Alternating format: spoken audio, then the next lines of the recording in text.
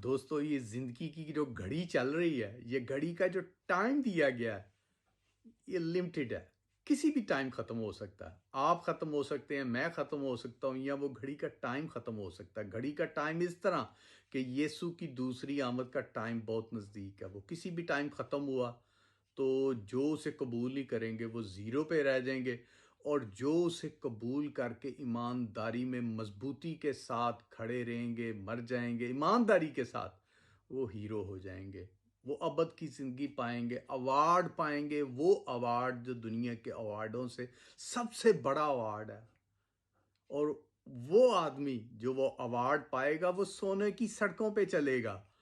और दोस्तों जो वो अवार्ड नहीं पाएगा, जो शैतान ने अवार्ड देना है, खौलती आग होगी।